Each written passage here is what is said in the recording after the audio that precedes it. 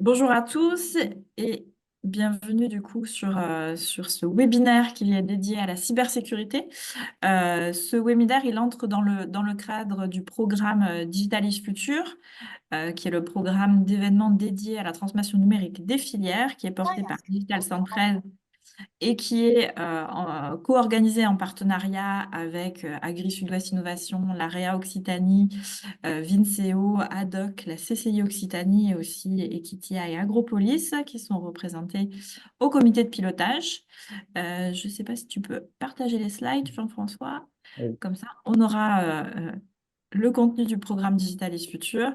Et donc, pour cette saison de Digitalis Future, qui a un focus sur la filière agriculture et agroalimentaire, qui se déroule qui a démarré au mois de février et qui se déroulera jusqu'à fin mai. Donc, on a eu le premier webinaire le 19 février qui s'appelle Filière Explorer, dont vous retrouverez le replay prochainement sur la plateforme Digitalis Future, dont vous avez le site qui est inscrit en bas de slide. Donc, le Filière Explorer, c'était présenter les enjeux de la transformation numérique pour la filière agri-agro. Et donc, dans la suite de ce programme, on a ce webinaire de sensibilisation à tous les sujets de cybersécurité pour les entreprises de l'agriculture et de l'agroalimentaire avec des cas d'usage concrets. Dans la suite du programme Digitalize Future, vous retrouverez le cap numérique le 19 mars avec la présentation de cas d'usage de solutions numériques répondant aux enjeux de la filière agri-agro. Ensuite, le 2 avril, on retrouvera un événement Starting Lab dédié à l'innovation et à la recherche avec des présentations de projets de recherche qui sont portés en région pour la filière.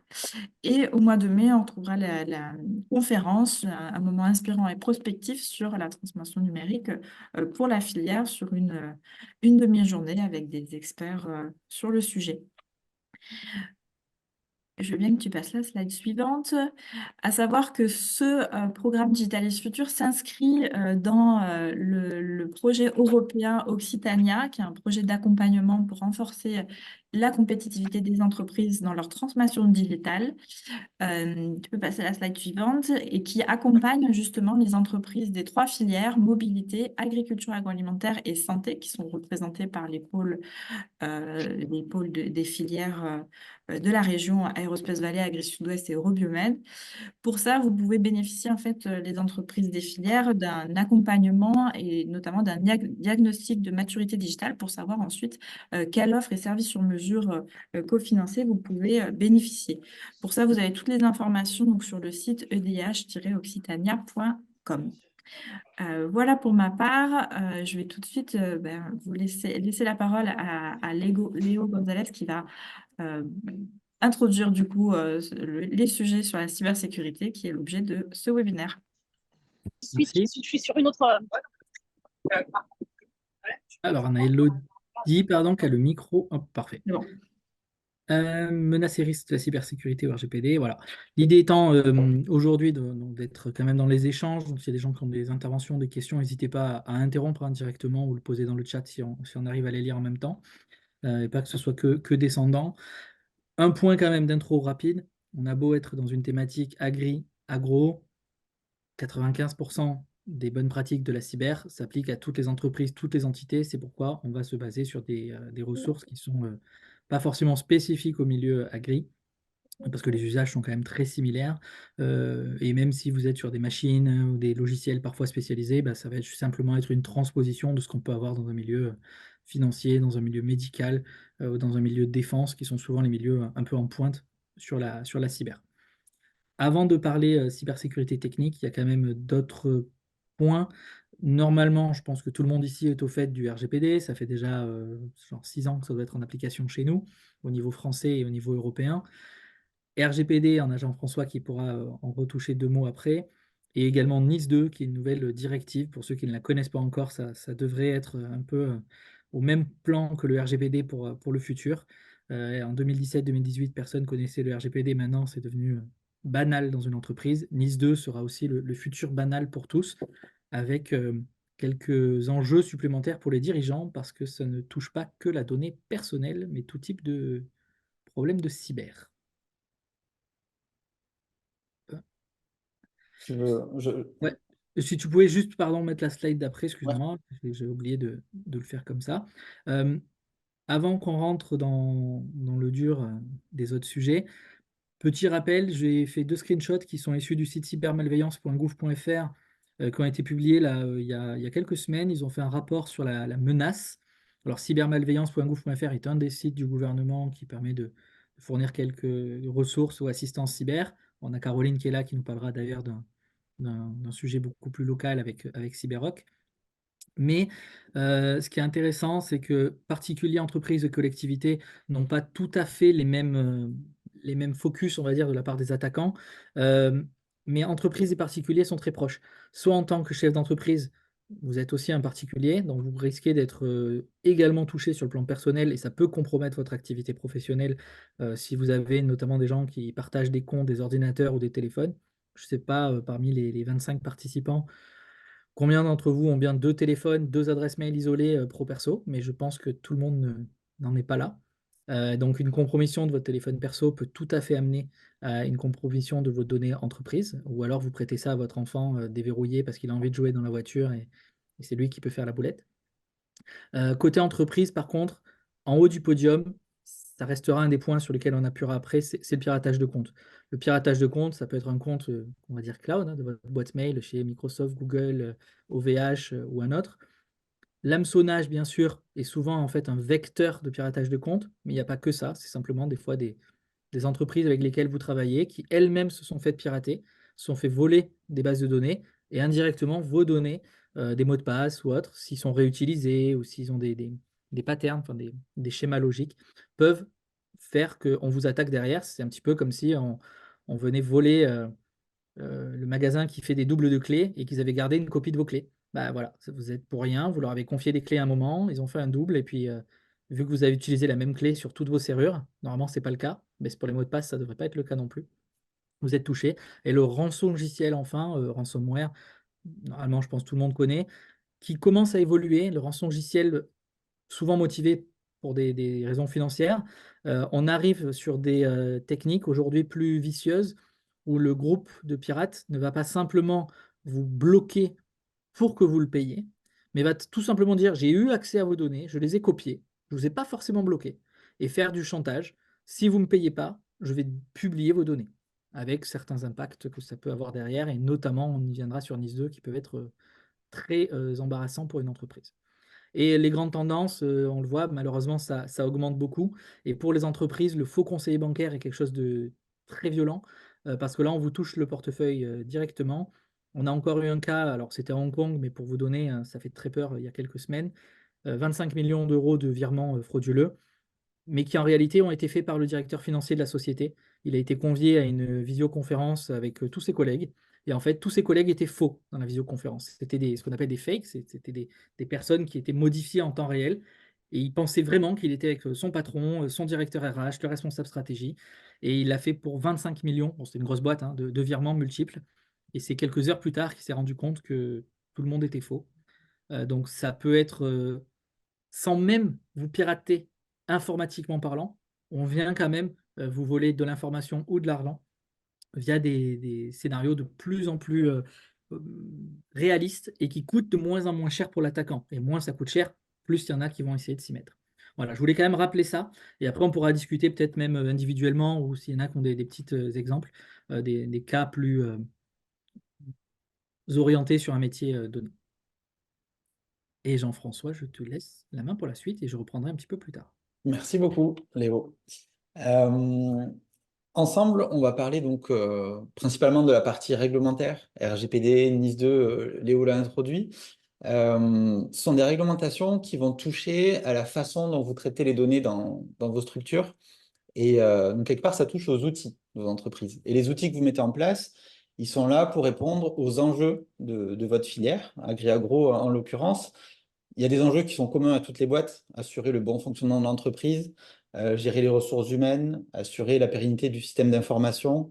Ça peut être aussi maintenir l'outil de travail. Pour vous, ça va être l'outil agricole, industriel. Et ensuite, vous avez des enjeux qui sont bien spécifiques à vos secteurs d'activité. Gérer toutes les contraintes normatives. On peut penser à la sécurité alimentaire, à la traçabilité, toutes les contraintes commerciales aussi, avec les différentes normes que vous allez avoir sur les différents territoires sur lesquels vous exportez, vous vendez. Euh, Tout ce qui est aussi maintien de la confiance des consommateurs. Vous pouvez avoir peut-être des outils de suivi de la traçabilité, là encore, mais sur d'autres critères comme le bien-être animal, les conditions de travail, etc. Et enfin, vous avez aussi de gros enjeux sur tout ce qui est environnemental, la gestion des ressources naturelles, les schémas de culture, les ressources en eau et la préservation globale de l'environnement. Euh, et pour faire face à tous ces enjeux, vous mettez en place des outils et le numérique vous offre de plus en plus d'outils pour piloter, suivre un petit peu tout cela. Alors, ce que je vais vous présenter n'a pas vocation à être exhaustif, mais voilà, si on voulait s'amuser un petit peu à identifier des grands outils qu'on peut retrouver dans votre filière, il y a tout ce qui est un petit peu classique en fait qu'on retrouve dans toutes les entreprises, les logiciels de gestion RH, de suivi des temps de travail, de gestion des salaires, tout ce qui est infogérance ensuite pour la maintenance du système d'information, tout ce qui est outils de pilotage financier, de gestion commerciale, ça c'est assez classique, c'est commun à toutes les boîtes. Et ensuite, il y a tous les outils, on va dire, un petit peu plus métier, soit sur la partie agri avec des outils de plus en plus sophistiqués pour la prévision météo, pour voilà, des capteurs, des drones, des tracteurs connectés. Donc de plus en plus d'analyse de données métiers au final, et pareil sur la partie agro, ça va ressembler davantage à un process industriel, donc il y a tout ce qui est maintenance préventive, optimisation de l'utilisation des machines, enfin voilà, de nombreux outils, en tout cas les outils numériques se développent et l'innovation aussi, et si les outils se développent, c'est que les traitements de données se multiplient en volume et en type, et, euh, et ces données, on va parfois pouvoir les rattacher à des personnes. Euh, Assez peu souvent finalement dans votre filière au client final, au consommateur, mais très souvent, sans même s'en rendre compte, on va traiter de la donnée salariée. Parce que la donnée salariée, c'est pas uniquement l'identification de ces salariés, c'est pas uniquement le montant de leur salaire, mais ça va être aussi leurs horaires de travail sur un planning, ça va être les actions réalisées sur une chaîne de production, à quel moment tel salarié a réalisé telles actions sur la chaîne de prod, des calculs de productivité, de rentabilité. Au final, de la donnée salariée, on va retrouver vraiment partout sur tous ces outils, à la fois sur l'utilisateur de l'outil, mais aussi sur peut-être d'autres salariés dont l'outil va suivre en fait les actions. Et à partir du moment où on traite des données qui sont relatives à des personnes, je pense que vous le savez, on a des réglementations qui s'appliquent, notamment le RGPD. Alors, je ne vais pas faire très long sur le RGPD, on va essayer de faire ça en un seul slide. C'est juste un petit rappel. Qu'est-ce qu'on retrouve dans le RGPD? D'abord et avant tout, des bonnes pratiques sur la façon dont on doit traiter ces données. Il faut savoir pourquoi on veut mettre en place des outils, dans quel but, quelle est la finalité de ces outils. Il faut savoir de quel droit on va collecter ces données. Est-ce qu'on se base sur l'exécution du contrat de travail du salarié pour collecter ces données? Est-ce qu'on a besoin de son consentement? Est-ce qu'on est tout simplement en train de respecter une obligation légale? Il faut savoir de quel droit on va traiter, collecter cette donnée. Et ensuite, il y a le comment on va le faire, hein, en ayant bien informé les salariés. Est-ce qu'il y a bien des procédures, des notes de service qui expliquent tout ce que l'entreprise va faire avec les données relatives aux salariés? Est-ce qu'on a pris la bonne donnée au bon moment avec les bonnes mesures de sécurité? Est-ce qu'on a bien calibré les durées de conservation? Est-ce qu'on a bien des contrats adaptés avec ces sous-traitants qui sont conformes d'ailleurs aux prérequis de la CNIL? J'ai essayé de vous faire simple sur ces bonnes pratiques, mais globalement, voilà, c'est un petit peu les grandes thématiques à piloter sur les bonnes pratiques. Le RGPD ne serait pas drôle s'il n'y avait pas une partie documentation. Donc effectivement, il faut documenter tout ce que l'on va faire en termes de traitement de données. Il y a notamment le registre des activités de traitement. C'est le document phare de votre organisation sur les traitements de données qui va référencer toutes les activités de traitement de données de l'entreprise avec le type de données, le type de mesures de sécurité, tous les sous-traitants qui sont impliqués là-dedans. Voilà, c'est vraiment le document très important. D'autres petits registres derrière. Je citerai juste le registre des violations de données qui n'est pas toujours ni suivi ni réalisé d'ailleurs lorsqu'on arrive dans les entreprises. Et ensuite, il y a les analyses d'impact. Les analyses d'impact, ça va être un document là aussi très poussé sur l'analyse, la conformité RGPD quelque part, mais juste d'une activité de traitement de données, parce que cette activité présente un risque, parce qu'elle est particulièrement innovante, parce qu'elle va traiter de la donnée en masse, parce que ça va toucher à de la donnée sensible. Voilà, il y a des critères. On ne fait pas une analyse d'impact pour toutes les activités de l'entreprise. voilà. Mais uniquement pour celles qui présentent un risque particulier. Pour cartographier toutes les données de l'entreprise, il y a le registre quelque part.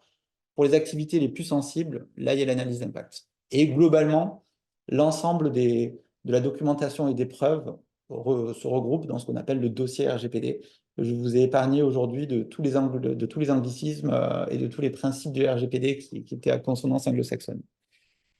Il y a un dernier point dans le RGPD qu'il ne faut pas oublier, c'est la partie gouvernance, c'est-à-dire c'est très bien d'avoir fait sa démarche RGPD à date, mais c'est encore mieux de la suivre, parce que l'entreprise est riche de projets, de nouveaux outils, de changements de sous-traitants, et il faut avoir le réflexe RGPD de se dire, OK, je recrute un nouveau sous-traitant, est-ce que je pense aux bonnes pratiques, je mets en place un nouveau projet, un nouvel outil, est-ce que je pense aussi aux bonnes pratiques, et est-ce que je mets à jour la documentation? Voilà.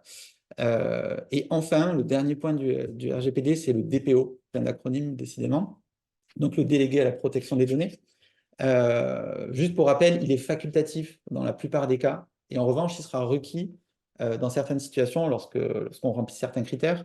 Ce sera le cas pour les organismes publics, et ce sera le cas aussi pour des entreprises privées, dès lors qu'elles remplissent certains critères de taille, de complexité des outils mis en place, du type de données traitées, etc.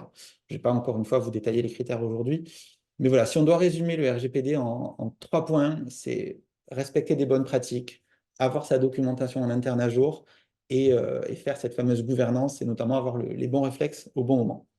Voilà ce qu'on... Jean-François, je me permets, si tu peux peut-être aussi rappeler, je sais qu'il y a des fois des questions sur les autres webinaires, qui s'occupe aujourd'hui en France de vérifier tout ça et les sanctions?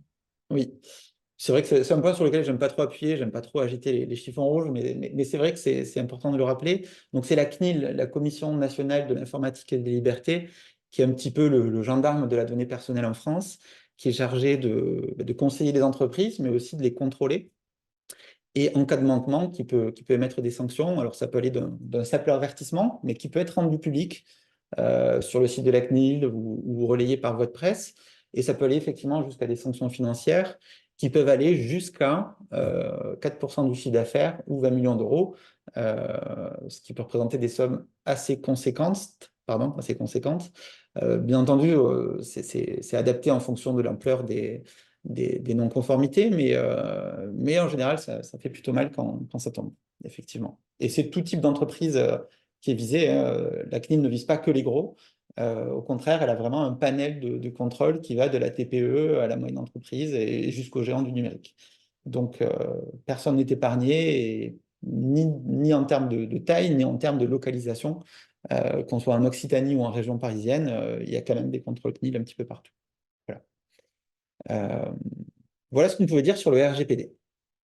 Mais quand on est une entreprise du secteur agri-agro, on peut aussi potentiellement être confronté à une autre norme qui est la directive NIS2, qui, elle, vise plus particulièrement la sécurité informatique. Alors, elle ne va pas s'appliquer à tout le monde, elle va s'appliquer aux entités des secteurs critiques. Donc, il faut être une entité de taille moyenne, avoir entre 50 et 250 personnes au moins. Ça s'applique aussi à celles qui ont plus de salariés, mais au moins à cette catégorie-là.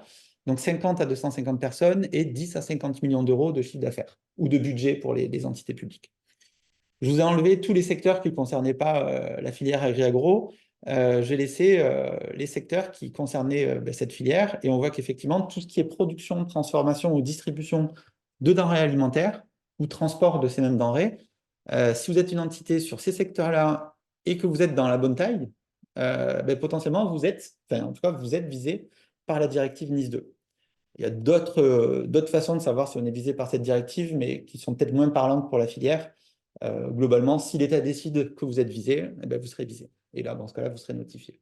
J'essaie de le faire de façon assez synthétique. Et donc, qu'est-ce qu'il y a dans cette directive NIS2? Tout un tas de mesures qui ont vraiment trait à la sécurité informatique. D'abord en matière de gouvernance, pour que les directions soient formées à la cyber, puisqu'elles doivent approuver et superviser les mesures de gestion des risques. Ensuite, il y a vraiment la mise en place de mesures techniques assez précises, mais Léo vous en parlera dans un instant. Voilà, il faut s'assurer d'avoir de la sauvegarde, du contrôle d'accès, de la double autente, du chiffrement, du développement sécurisé, mais aussi de formaliser un petit peu les procédures, avoir son PCA, son PRA, avoir sa gestion d'incident, sa gestion de crise, évaluer l'efficacité des mesures qu'on met en place, Voilà, c'est quand même assez cadré, assez poussé. C'est vraiment aller à l'état de l'art, mais de façon sérieuse, en fait. Et ça ne s'implique pas uniquement à l'entreprise, mais également à ses fournisseurs. Il faut tenir compte des pratiques cyber de ses fournisseurs si on veut pouvoir respecter cette directive et tenir compte de leurs vulnérabilités propres. Et là aussi, donc, il y aura des contrôles. Cette fois-ci, ce sera l'ANSSI, l'Agence nationale de la sécurité des systèmes d'information, qui sera chargée de faire des audits, des scans de sécurité et des demandes d'information et d'autres types de mesures. Les sanctions seront un peu moins importantes, mais pas négligeables pour autant. On est juste divisé par deux par rapport au RGPD, mais ça reste quand même colossal. Jusqu'à 10 millions d'euros ou 2% du chiffre d'affaires. Là encore, il y a des critères selon la taille des entreprises, mais on est sur des seuils quand même assez conséquents. C'est une directive européenne NIS2, donc aujourd'hui, elle n'est pas applicable en l'état. Il faudra attendre qu'il y ait une loi de transposition nationale, mais les États de l'Union européenne ont pour obligation de sortir cette loi avant le 17 octobre et de la rendre applicable à partir du 18 octobre 2024. Donc autant dire que c'est demain. Le RGPD, c'était avant-hier, et NIS2, c'est déjà demain. Voilà, en résumé, pour faire vite, en quelques minutes, sur RGPD et NIS2 appliqués au secteur agri-agro. Et pour parler un petit peu plus en détail donc, des mesures de sécurité, je vais laisser la main à Léo. Merci. Peut-être s'il y en a qui sont encore, on va dire, vivants devant leur écran, Nice 2, en faisant les petits pouces, les réactions ou autres, est-ce qu'il y a des gens qui ne connaissaient pas cette fameuse directive? Euh, ou est-ce que tout le monde avait déjà... Alors, je vois des mains qui se lèvent, alors j'ai pas toutes les images de tout le monde, mais j'ai vu certains qui ont levé. Voilà, donc NIS 2, Network Infrastructure Security, donc c'est un acronyme anglais parce que c'est européen que ça a été pensé. Comme l'expliquait Jean-François, des fois pour ultra schématiser, je dis que c'est un peu le RGPD si on enlève la partie données personnelles. Donc c'est tout problème de cyber que vous auriez chez vous, en plus d'être responsable avec des sanctions qui sont élevées si jamais on se rend compte que vous avez merdé, hein, je vais utiliser le vocabulaire qu'il faut. Vous avez aussi les obligations dorénavant de notifier, non pas à la CNIL en cas d'atteinte, violation de données personnelles, mais à l'ANSSI. Et donc l'ANSSI, c'est géré par le bureau du Premier ministre directement, et les ministères beaucoup plus, on va dire, historiquement sérieux dans les sanctions et dans les contrôles d'entités critiques et sensibles de l'État, qui dorénavant auront le pouvoir de sanction lié à cette directive NIS 2. Donc, ce n'est pas la CNIL. Donc, la CNIL, souvent, les gens disent ils sont gentils, ils mettent des petits avertissements. L'ANSSI, on ne sait pas encore comment ils seront. Très probablement que dès le 18 octobre, parce qu'il y a déjà des phases qui sont prévues, ce ne serait pas sanctionné du jour au lendemain, mais on s'attend à ce que ce soit carré. L'ANSSI, donc Agence nationale de la sécurité et des systèmes d'information, qui vient de changer de site web. Maintenant, c'est beaucoup plus facile pour les trouver, c'est cyber.gouv.fr. Avant, c'était horrible. Donc, cyber.gouv.fr, c'est leur site. Malheureusement, par rapport à cette directive, tout n'est pas encore publié en France et par l'ANSSI. Donc, on n'a pas les détails précis. Ce qu'on sait, c'est que la directive européenne va imposer certaines choses. Donc, la France devra faire au moins certaines choses. Et ces certaines choses, c'est de dire, je parle qu'au niveau des entreprises et collectivités, parce qu'il y a d'autres points au niveau coopération internationale, État, etc., mais ça, on n'en parle pas. Ces quelques éléments de base, ça sera s'assurer que les entreprises dès 50 salariés ou certains chiffres d'affaires et certains secteurs soient au courant qu'il y a la directive, mettre un certain niveau de sécurité technique, et là on ne parle pas juste de grandes paperasses, hein, vraiment des normes et des systèmes à protéger de façon technologiques, avec certains prérequis, qui vont être publiés dans certains cas. Ceux qui seront des fois de manière un peu plus large, ça sera peut-être, il faut pouvoir gérer la double authentification. Ça ne veut pas dire, la double authent, vous savez, c'est comme quand vous payez sur Internet et que vous avez votre SMS, enfin, avant c'était le SMS, la notif de la banque. Il y a un deuxième moyen de confirmer que c'est bien vous. Il n'y a pas que la carte bleue, il y a aussi le téléphone. Mais la double authent peut se faire de plein de manières différentes, certaines meilleures que d'autres, mais l'ANSSI ne va pas forcément dire comment il faudra le faire, mais va dire il faudra le faire. Et derrière, elle va pouvoir contrôler, sanctionner, il pourra y avoir des dénonciations, comme ça arrive souvent malheureusement, quand quelqu'un peut dire attendez, moi je suis certain que mon fournisseur ou mon prestataire il fait n'importe quoi, qui déclencheront des contrôles. Et il pourra aussi y avoir tout simplement des sanctions si vous avez un problème. Et donc l'ANSSI a demandé, en application avec cette directive, avec l'esprit de la directive, qu'en cas de d'incidents de cybersécurité chez vous, même si vos données personnelles ne sont pas touchées, vous aurez un délai de, je crois que c'est 72 heures, pour déclarer de façon obligatoire à l'État votre incident de sécurité. Donc là aussi, si vous ne le faites pas et que vous avez connaissance de cet incident, vous êtes en tort. Sanction, pas sanction, c'est un débat. Là où par contre, et j'essaye de fois de par le parallèle avec l'obligation d'avoir des pneus hiver quand vous allez dorénavant à la montagne, l'État ne sanctionne pas encore si vous n'avez pas les pneus hiver, mais de la loi est claire. Donc en cas d'accident, peut-être l'État ne va pas vous sanctionner, mais votre assureur ne va pas vous couvrir. Parce que lui, il va dire la loi, elle était là. Donc faites quand même attention avec Nice 2, même si l'État ne sanctionne pas tout de suite, vos assureurs pourraient et vont sans doute sauter sur l'occasion de dire attendez, mais moi, ça, ce texte, vous deviez le respecter, vous ne l'avez pas respecté.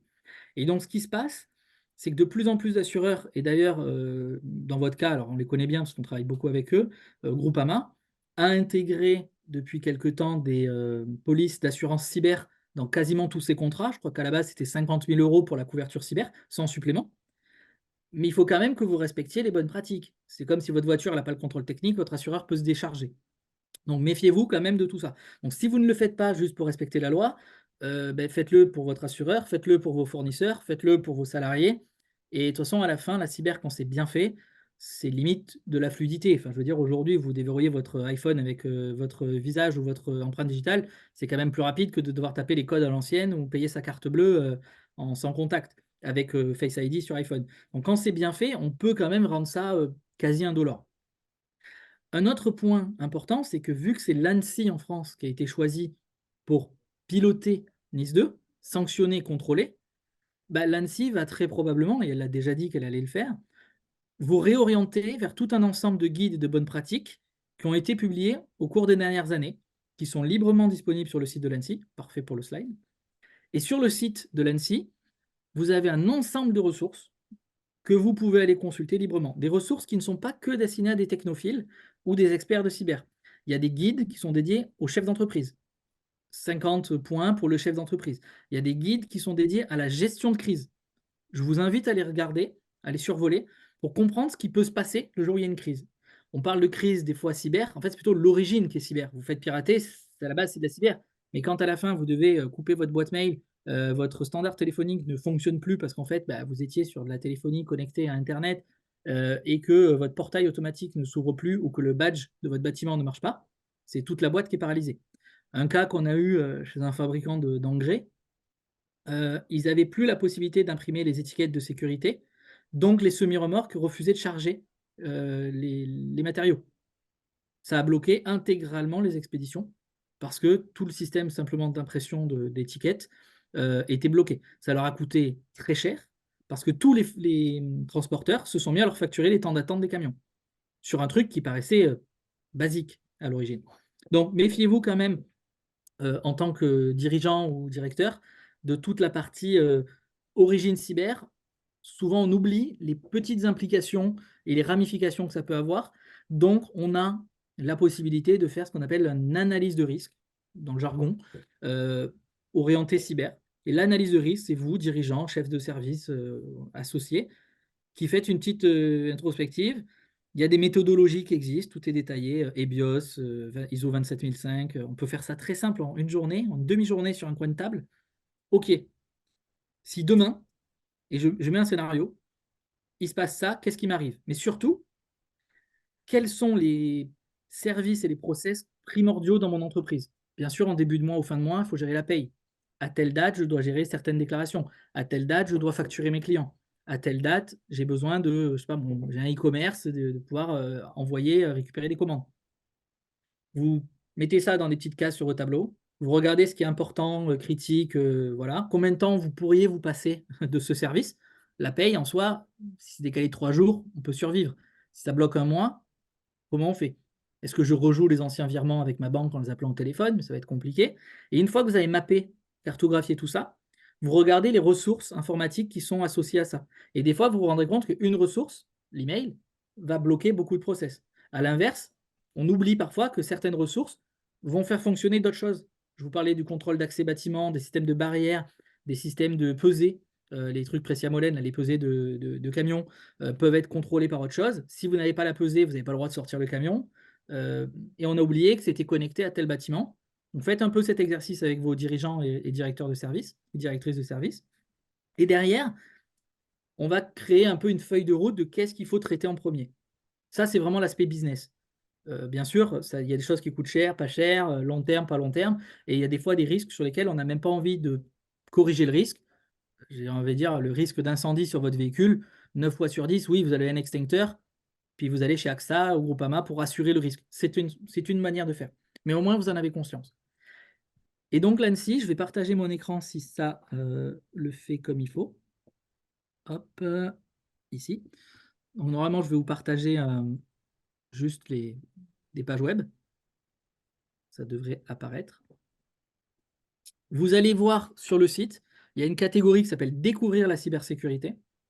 Il y a un MOOC, donc une classe en ligne, on va dire, qui s'appelle SecNum Academy, qui est très bien faite, qui vous permet d'avoir des petits modules de e-learning pour la cyber. C'est vraiment bien ficelé, accessible à tout le monde.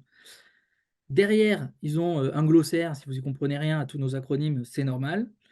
Et les tendances, donc les panoramas, on en a parlé, mais surtout, il y a une catégorie se protéger. Et se protéger, je vous en ai parlé, vous avez donc les petites règles d'or, les bonnes pratiques, les essentiels. Et dans les essentiels, alors maintenant j'ai le truc qui s'est mis par-dessus, donc j'arrive plus à changer d'onglet. Vous avez donc le MOOC qui est ici, les 10 règles d'or et les bonnes pratiques. Dans les bonnes pratiques et dans les essentiels, vous pouvez, par catégorie, rapidement faire l'exercice, vous dire, OK, est-ce que mes gestions de mots de passe, je suis bon, je ne suis pas bon aujourd'hui? Est-ce que j'ai un gestionnaire de mots de passe? Est-ce que ces fameux trousseaux de clés? Est-ce que je me balade en permanence sur moi avec la clé de mon coffre-fort, de ma banque, de ma voiture, et en plus c'est la même clé? Si je la perds dans la rue, je suis quand même embêté. Ou est-ce que j'ai quand même séparé ça? Et quand j'ai besoin du coffre de la banque, ben, je vais chercher la clé que j'ai stockée quelque part et je ne la prends pas en permanence sur moi. Donc, vous faites le petit exercice. Vous donnez ça, bien sûr, à vos équipes internes. Selon votre taille, normalement, sont déjà sensibilisés un peu plus. Vous gérez point par point. Et derrière, vous pouvez aussi télécharger des guides, format PDF, des fois ils font 200 pages, hein, mais très bien ficelés, où vous pouvez prendre des sujets techniques. Comment je sécurise un envoi de mail? Comment je sécurise une visio? Peut-être suivi dans l'actualité, les Allemands, là, le ministère de la Défense, ils se sont fait voler une conversation WebEx de 4 de leur top profil suite à la guerre en Ukraine. C'était une visio qui s'est fait capter. Il y en a un qui était visiblement à Singapour qui s'est fait pirater là-bas. Ça peut arriver. Là, c'est un cas extrême, mais pour un pirate aléatoire, j'ai envie de dire qu'il ne vous vise pas forcément, il va simplement chercher à vous bloquer pour vous demander de l'argent, tout comme un vol à la roulotte qui vous vole votre PC dans votre coffre. Ce n'est pas votre PC qui voulait, c'est un PC qui voulait. Mais s'il est capable de le vendre plus cher parce qu'il y a des données qui ne sont pas chiffrées, pourquoi s'en priverait-il? Derrière, vous avez donc dans ces essentiels des guides spécifiquement dédiés à des systèmes ou à des CMS, par exemple, pour votre site web.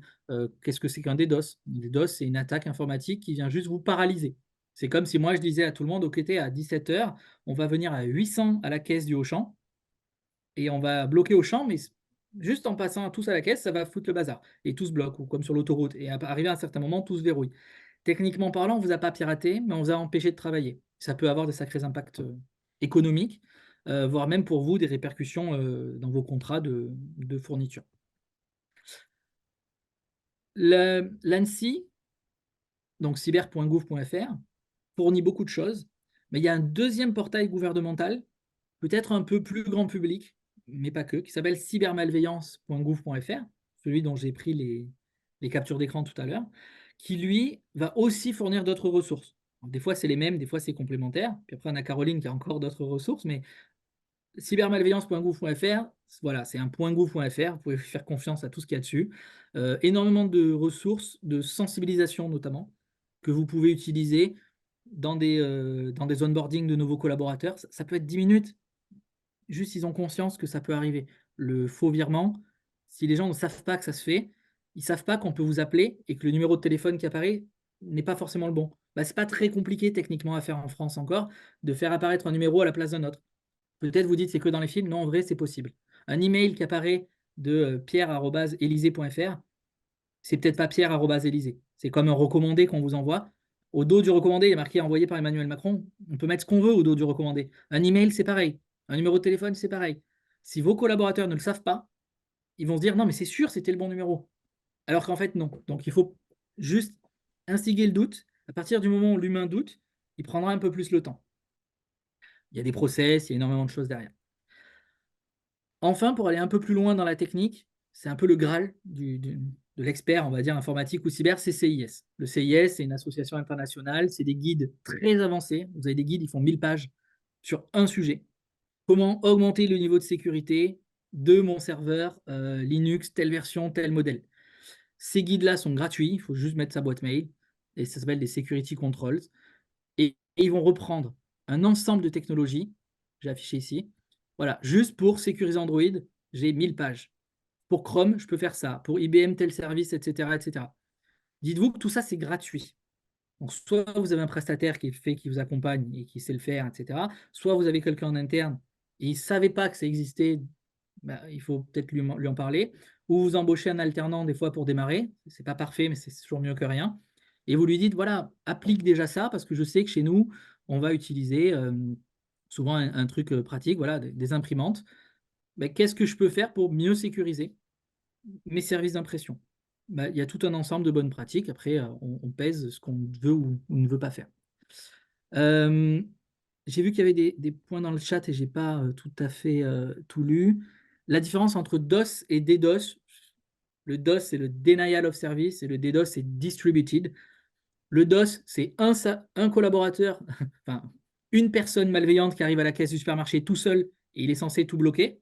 C'est compliqué à faire. Il faudrait qu'il soit très gros et très grand pour arriver à tout bloquer. Ça peut arriver. Un DDoS, c'est un ensemble d'attaquants de façon simultanée. C'est ce qu'on appelle le distribué. Un DOS, si on veut arriver à le faire, il faut une machine très puissante qui vous attaque. C'est très compliqué. Un DDoS, c'est un ensemble de petites machines. Donc, qu'est-ce qu'il fait le pirate? Il pirate 1000 personnes avec des petits PC chez eux. Ils ne savent même pas qu'ils ont été piratés. Et à un instant T, il envoie un petit signal et ces 1000, elles se mettent à appeler quelqu'un en même temps, ou à envoyer un mail en même temps, ou à attaquer le site web en même temps. Et c'est ça la notion de distribution. Et c'est très dur à détecter, très dur à bloquer. Et ce n'est pas les ordinateurs uniquement qui peuvent être compromis. Ça peut être une caméra mal sécurisée, ça peut être un smartphone, ça peut être tout ce qui est connecté peut servir de DOS ou DDoS. Euh, au niveau de ces guides-là, je vais juste continuer le partage. Vous avez donc tous ces contrôles et vous avez également parfois des ministères ou des secrétariats d'État qui eux-mêmes republient des documents un petit peu plus verticalisés pour des secteurs donnés. Bien sûr, vous avez les secteurs de la défense, ça fait très longtemps qu'ils ont des choses spécifiques, le secteur de la santé avec HDS, les secteurs de bancaire avec PCI DSS fait des normes très spécifiques. Malheureusement, le milieu agri, pas de règles spécifiques cyber, et heureusement. Par contre, ce qu'on peut voir, c'est que le ministère, par exemple, de l'Agriculture, s'engage avec cybermalveillance en signant une charte pour essayer de relayer et de prêcher la bonne parole auprès des fédérations, auprès des fois de tout l'écosystème pro. Mais ça sera quand même dur d'interagir avec eux parce qu'ils ne sont pas dans la cyber. Hormis leur cyber à eux en interne du ministère, bien sûr. Donc il vaut mieux après vous-même aller sur les autres organismes pour suivre tout ça. Et enfin, et c'est là où je vais passer la balle à Caroline, et après on pourra faire des échanges si besoin, bien sûr. Il y a aussi des initiatives en région. Cyberrock, j'arrête de partager normalement. Et Caroline, si tu veux peut-être nous parler un petit peu. Merci. Merci beaucoup.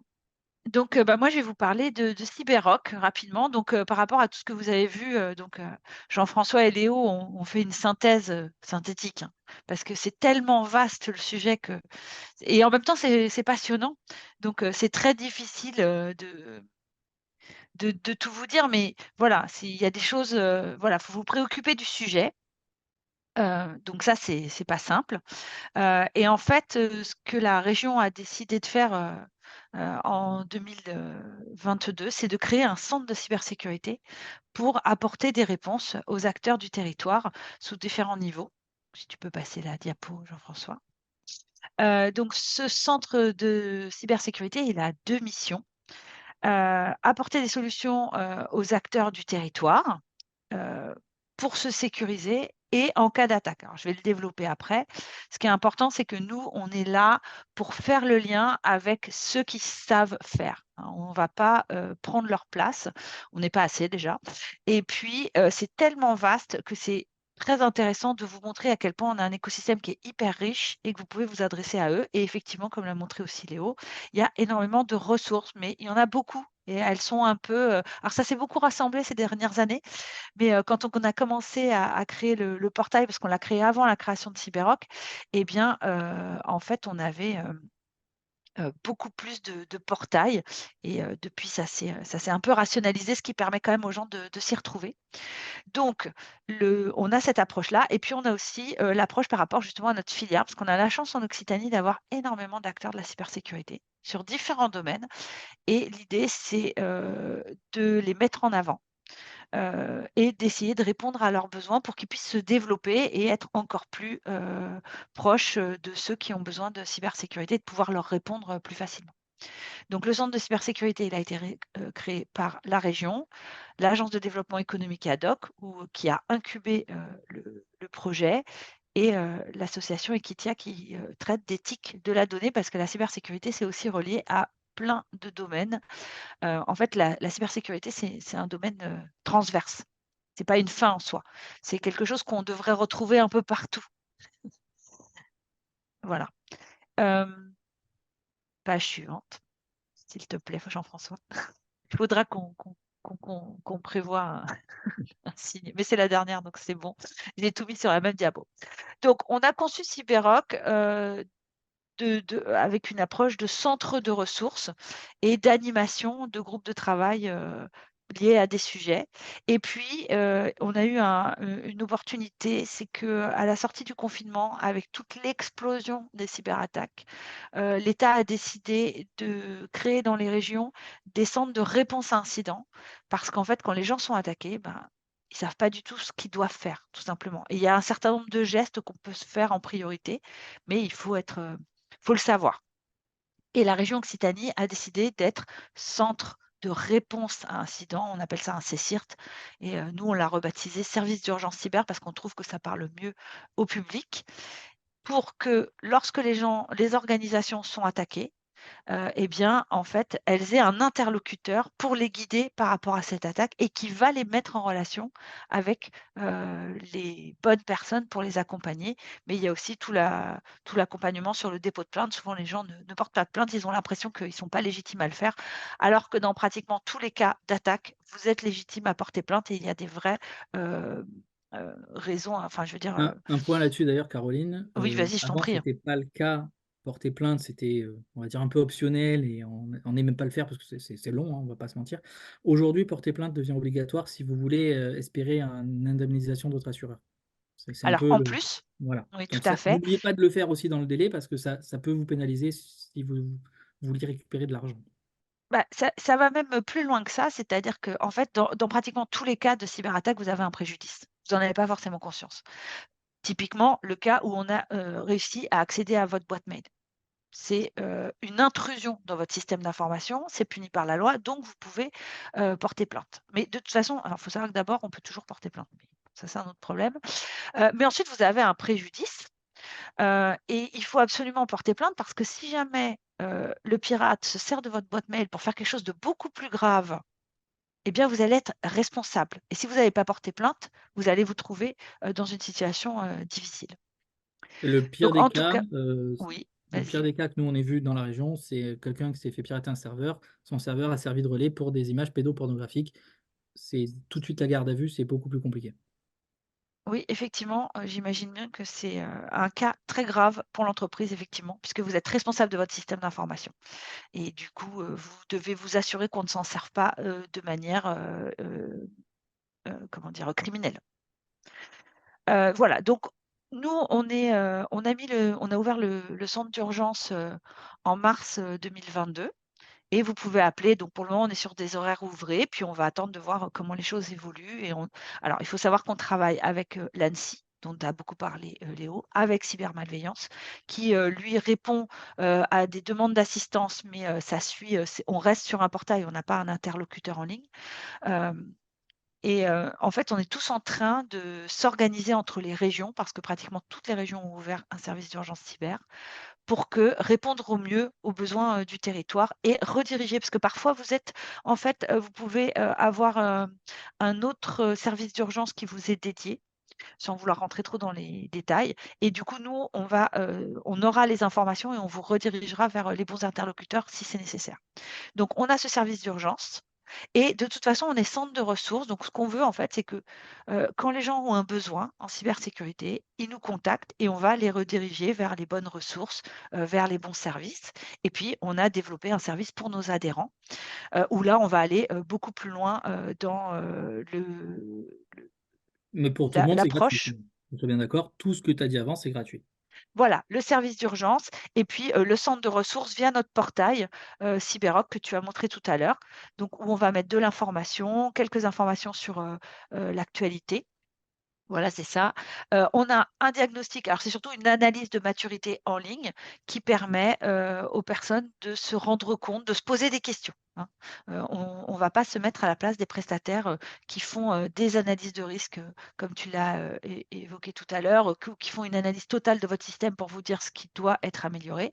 Mais on va être là plus pour des questions de première action à mettre en œuvre que justement tu as montré via le portail de l'ANSSI, où il y a les histoires de gestion des mots de passe, de sauvegarde. Ben voilà, on interpelle la personne qui fait le diagnostic par rapport à sa configuration d'entreprise. Donc, on a des entreprises où on va avoir tout qui est géré en interne avec un DSI, un service informatique, et puis, on a ceux qui confient cette tâche-là à des prestataires, c'est souvent le cas et c'est plutôt à eux qu'on s'adresse, et qui pour autant, c'est pas parce que votre prestataire, il fait un certain nombre d'actions pour vous, que vous n'avez pas des responsabilités et que vous n'avez pas des choses à mettre en œuvre. Typiquement, la sensibilisation, c'est vraiment à vous de la mettre en œuvre et de sensibiliser vos collaborateurs. Et puis, il y a tous ceux qui travaillent aujourd'hui en mode start-up avec quelques PC, du cloud. Bah, c'est la même chose. Ils ont des risques, il faut qu'ils en prennent conscience et qu'ils puissent mettre en face, réfléchir à une. Sachant que pour les startups, vous avez de plus en plus de pression des investisseurs institutionnels et privés ou et autres Mmh. qui font des benchmarks, des baromètres cyber. On est nous-mêmes sollicités par des investisseurs divers et variés, que ce soit des Tikeo, des banques ou autres. Euh, et ça peut vite vous pénaliser sur des sessions futures. Il y a de plus en plus de clauses, notamment sur les GAP, enfin, des garanties d'actifs et de passifs ou similaires, qui sont liées à des scorings cyber. Donc là aussi, si vous avez une optique de revente ou de prise de capital, de capitaux externes, euh, ça peut être la raison pour laquelle vous le faites. C'est peut-être pas la bonne, mais faites-le au moins pour ça. Et vous aurez au moins un ROI positif avec ça. Voilà. Et bien sûr, bah, on vous demande de vous sécuriser, de vous adresser, de vous intéresser au sujet. Donc évidemment, on a créé un annuaire, des acteurs de la cybersécurité en Occitanie. Alors on est assez large. Bien sûr, il y a des acteurs comme Léo qui font de la sécurité, pure et dure, j'ai envie de dire. Et puis on va avoir aussi des acteurs qui sont connexes à cette sécurité, des opérateurs, enfin des data centers par exemple, mais aussi des centres de formation puisque, il y a des personnes qui ont envie d'aller vers ces métiers.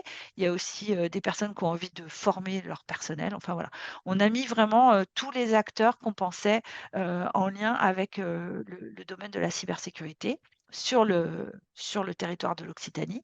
Et puis après, on a, des adhérents. Alors on a autant des adhérents prestataires, que, collectivités, que, bénéficiaires tout simplement des services de cybersécurité. Et là, on va, aller dans des groupes de travail, thématiques. On leur met à disposition un espace collaboratif et puis on fait des accompagnements, spécifiques, suivant, les besoins qui sont exprimés. Je me Voilà. permets, Caroline, je vois l'heure qui avance parce qu'on Ben est oui, tous mais j'ai fini. à fond dessus. Parfait. Jean-François, tu avais peut-être des choses que tu voulais Ah rajouter et si, après poser une pardon, question. juste un petit point, on est membre du consortium Occitania évoqué, par, Angélique tout à l'heure et donc à ce stade-là, on intervient dans tout le processus d'accompagnement sur la transformation digitale puisqu'effectivement, ça c'est un point très important. Je pense que c'est un peu ce qui doit être pensé dans le futur. Ça peut vraiment être un levier de sécurisation, une transformation digitale bien menée. Non, effectivement, Léo, ce que je pouvais ajouter, c'est que de mon point de vue en tant que consultant sur la partie droit du numérique, on voit que, comme disait Caroline, tout s'organise, tout se centralise un petit peu, et tous les textes qui sortent vont quand même plutôt dans le bon sens, dans la mesure où d'une part, ils ne se contredisent pas, d'autre part, ils nous poussent tous à mettre en place le même type de mesures. Alors oui, NIS 2 est sorti, rajoute peut-être une petite brique de complexité. Mais quelque part, si on avait bien mis en place le RGPD, si on avait bien mis en place les bonnes mesures de sécurité, quelque part, la petite marge pour NIS 2, elle est très très faible en fait.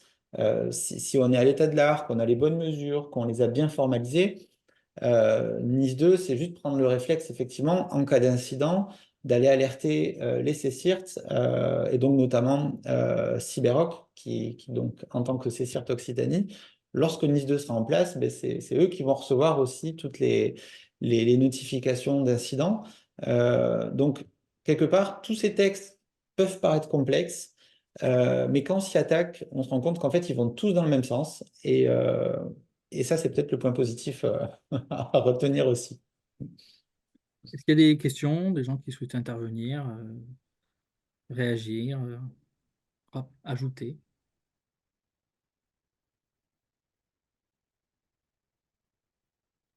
Alors, soit dans le chat, soit en vocal, bien sûr. Si on n'a pas, on comprendrait, tout le monde a faim. Non, et puis après, j'ajouterais peut-être juste, en attendant peut-être qu'une question sorte, effectivement, la présentation qu'on a faite de Nice 2, elle était nécessairement tronquée. On a vraiment essayé de l'adapter à votre filière. Et comme disait Léo tout à l'heure, on n'a pas, c'est un texte qui est assez conséquent. Voilà, on a vraiment essayé de calibrer en fonction de vos enjeux à vous. Voilà. J'ai pas l'impression qu'on ait trop de questions. Alors, on a quand même des messages très sympas. Merci, Pauline. Au niveau de la suite, si vous avez besoin, la présentation, je crois, comme elle a été enregistrée, devrait être mise à disposition gratuitement par Digital 113. C'est le but d'une association aussi, c'est de partager. Ça ferait parvenir aux participants à la suite de l'atelier. Ouais, voilà. Et pour la suite, si vous avez des questions ou autres, le principal point de contact, je pense que vous l'avez compris, Cyberrock, Caroline, qui pourra faire le dispatch vers qui de droit. Voilà. Ne donne pas mon numéro de portable, s'il te plaît. J'ai une Alors, équipe. si j'ai un truc, un instant pub pour ceux qui veulent, ceux qui sont du bon côté de l'Occitanie, c'est-à-dire vers Montpellier. On fait un événement cyber ouvert à tous le 12 avril à Castelnau-le-Lez. Ça s'appelle le CICOM, CYCOM, CICOM Hacking Conference. C'est une journée de presse plutôt technique. Et le soir, il y a un Capture the Flag. Donc, si vous avez des gens qui sont fans de cyber, CICOM, CYCOM, ils devraient trouver via LinkedIn ou autre s'ils veulent s'amuser jusqu'à 1h du matin à faire du piratage. Merci à tous. Merci beaucoup.